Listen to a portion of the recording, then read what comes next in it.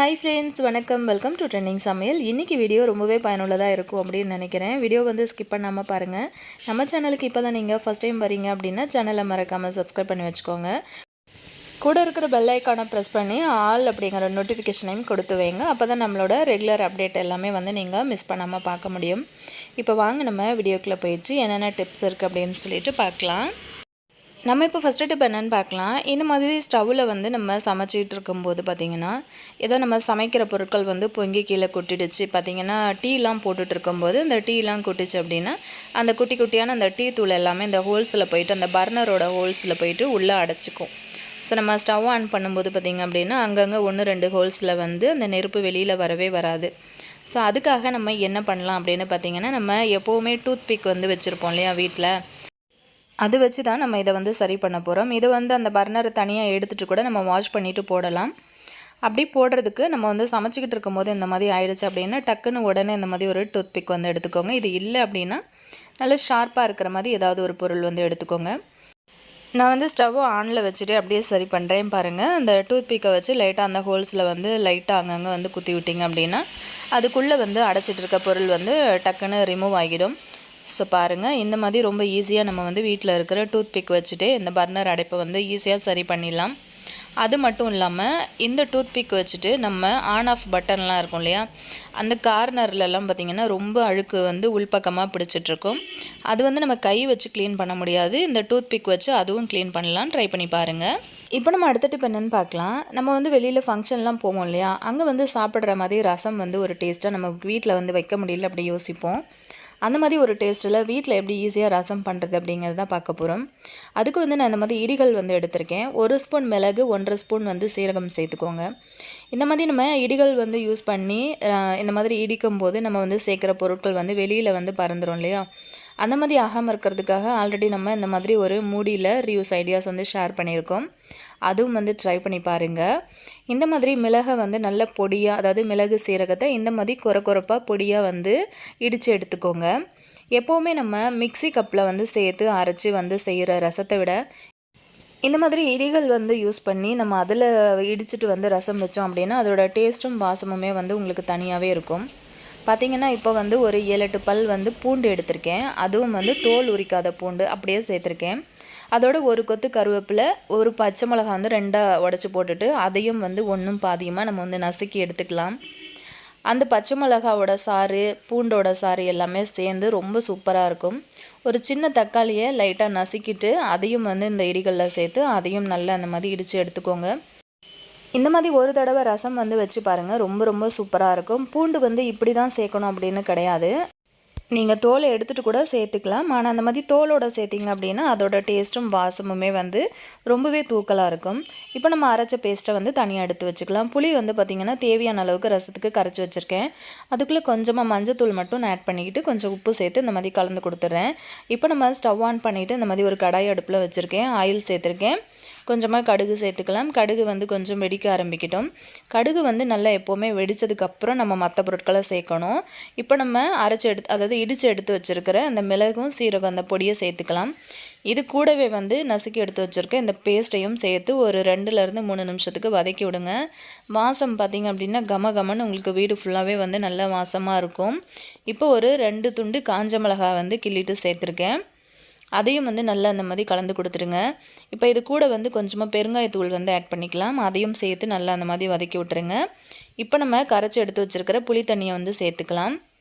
இப்போ இந்த மாதிரி புளி தண்ணி சேர்த்ததுக்கப்புறம் உங்களுக்கு ரசத்துக்கு தேவையான அளவுக்கு தண்ணி வச்சுக்கோங்க.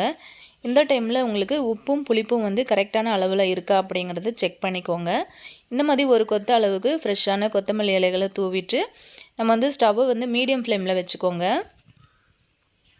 இப்போ பாருங்கள், லைட்டாக வந்து அங்கங்கே நுர கட்டி இந்த மாதிரி பொங்க ஆரம்பிச்சிருக்கு.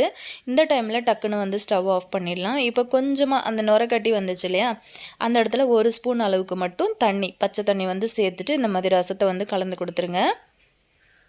அவ்வளோதான். கலந்து கொடுத்ததுக்கப்புறம் நல்லா அந்த மாதிரி கரண்டியை வச்சு கலந்து கொடுத்துருங்க.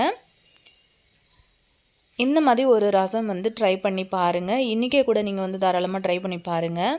ரொம்ப டேஸ்ட்டாக இருக்கும். இந்த மாதிரி ரசம் வந்து வச்சு ஒரு தடவை சாப்பிட்டோம் அப்படின்னா நமக்கு தொண்டை வலி, இருமல், ஃபீவர் இருந்தால் கூட இருக்கிற இடம் தெரியாமல் போகிற அளவுக்கு அவ்வளோ சூப்பராக நல்ல காரசாரமாக இருக்கும். நல்லா சுட சுட சாதத்தோட இந்த மாதிரி ஒரு ரசம் வந்து போட்டு பிசைஞ்சு சாப்பிட்டா வேறு லெவல் டேஸ்ட்டில் இருக்கும். கண்டிப்பாக நீங்களும் வந்து ட்ரை பண்ணி பார்த்துட்டு எப்படி இருக்குன்னு சொல்லுங்கள்.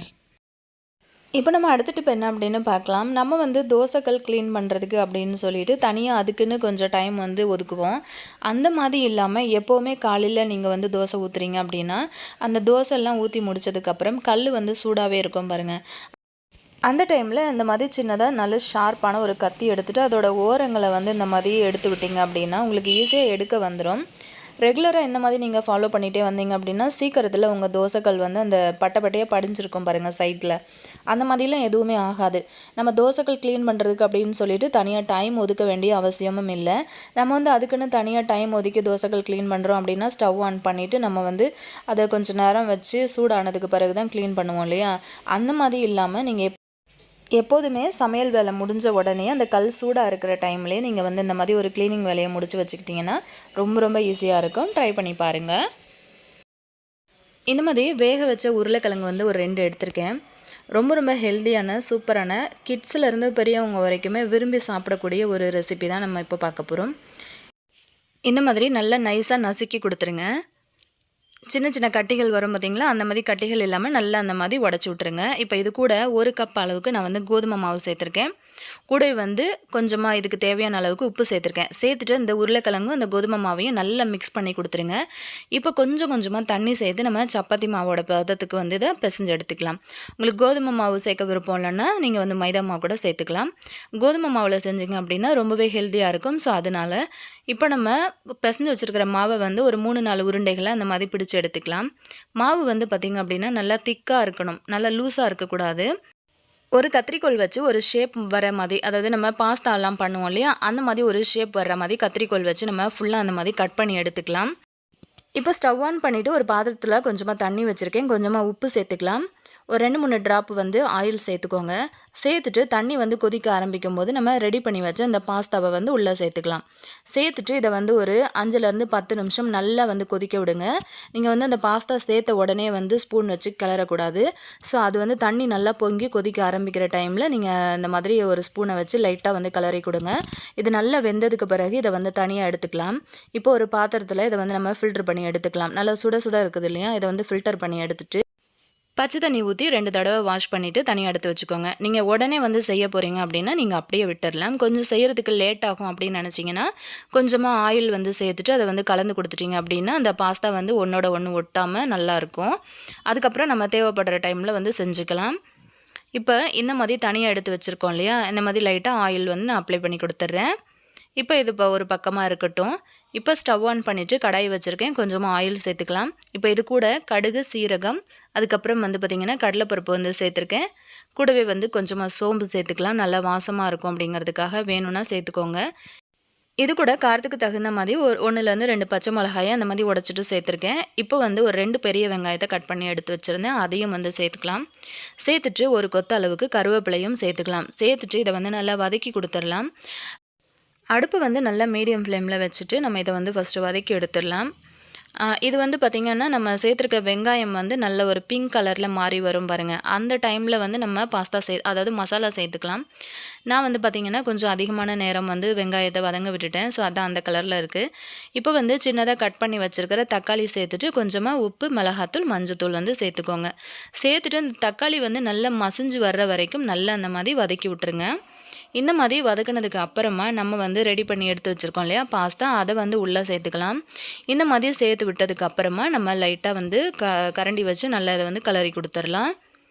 இந்த மாதிரி செஞ்சிங்க அப்படின்னா காலைல டிஃபனுக்காக இருந்தாலும் சரி, நைட்டு பிரேக்ஃபாஸ்ட்டாக இருந்தாலும் சரி, கிட்ஸ் வந்து ரொம்பவே விரும்பி சாப்பிடுவாங்க.